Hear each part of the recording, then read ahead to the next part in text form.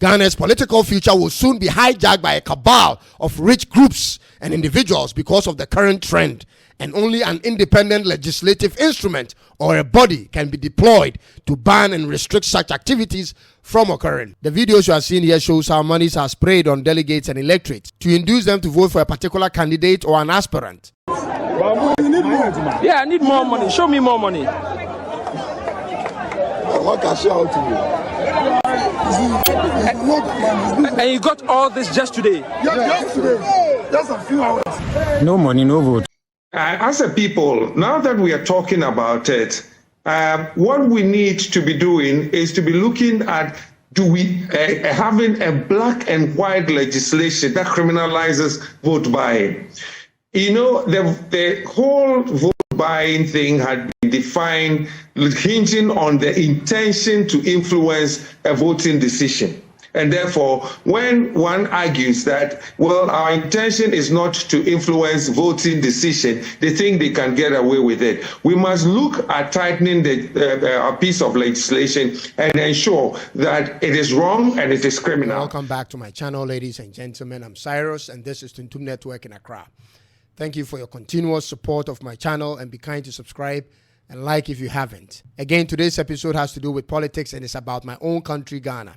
It's always a difficult thing to criticize yourself unless it's for a good cause, and a good cause for a change. Ladies and gentlemen, Ghana's politics has reached a scary height of inducement, which has the potential of destroying our long-standing reputation of being a beacon of hope in democracy and political continuity. It's about how money is now determining who gets nominated to be elected. I call it the politics of stomach direction. Let's get into it.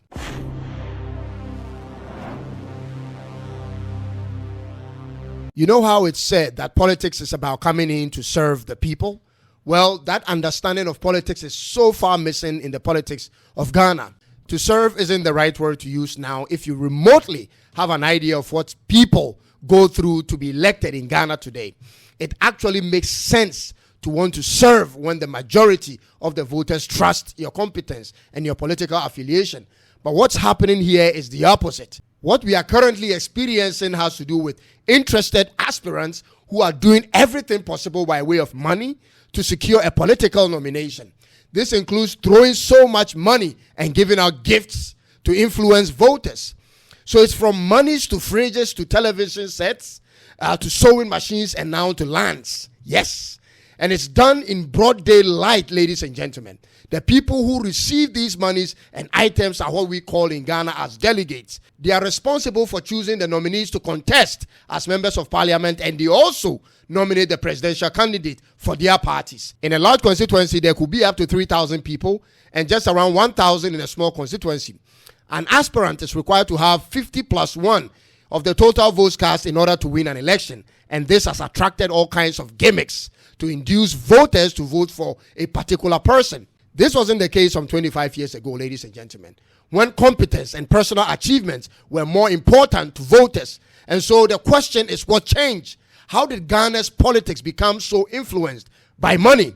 This is my story according to my personal research. So by the year 2000, Ghanaians were fed up with the one party ruling the country for 19 straight years.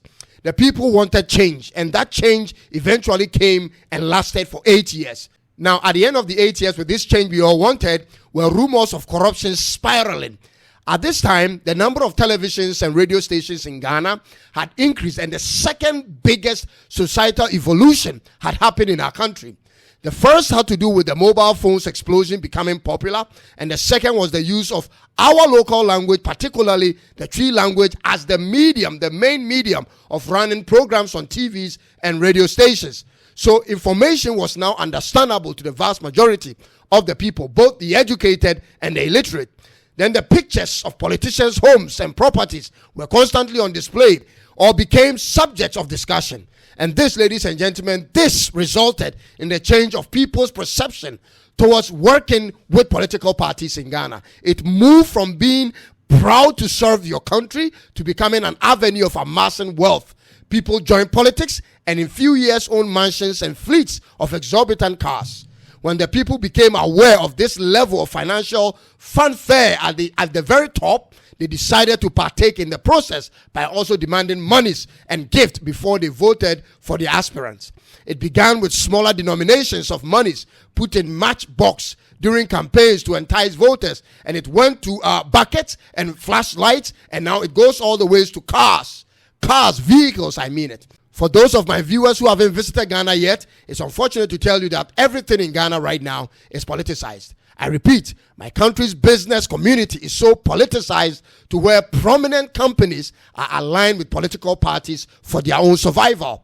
It's easy to find a certain company do so well and disappear when a new political party takes over. There is no national plan on industrialization or a national development plan for all parties to follow. When a new government comes in, they kick out all the previous government appointees, including directors of institutions and corporations, whether their records prove they are competent or not. So for survival's sake, most technocrats or contractors who have to work with government are all politically aligned.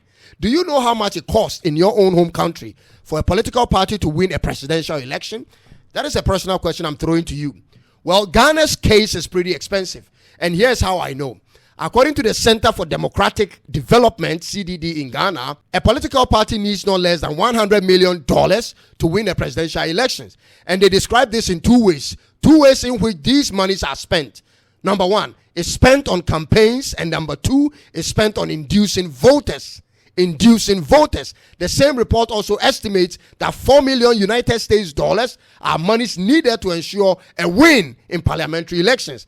All this in Ghana. The question is, where are these politicians getting all these monies from? Meanwhile, the country itself is constantly borrowing money to pay salaries. Our debt to GDP ratio is above 80%, and our internal debt to banks and lenders is through the roof. Delegates are selling their votes, ladies and gentlemen. Some citizens are selling their votes, and the aspirants are buying it. Both parties knows that once an aspirant wins an election, that might be the last time you see or hear from them. So they are all aware of this, and they are trading with it. This situation, ladies and gentlemen, is going to be disastrous for my country, and here is why. It's no more about people who want to serve or competent people who come with ideas, but rich people who want those positions for their parochial interests. And because of this situation, all manner of business people and professionals like doctors, lawyers, engineers, and people we don't even know where their source of income is. We don't even know their source of wealth are leaving their enterprises into politics. Ghana's political future will soon be hijacked by a cabal of rich groups and individuals because of the current trend. And only an independent legislative instrument or a body can be deployed to ban and restrict such activities from occurring. I'll end it here for now. God bless you for taking time to watch today's episode. I'll come your way again soon, but until then, be content in life and choose what's right and acceptable over evil. It's bye for now.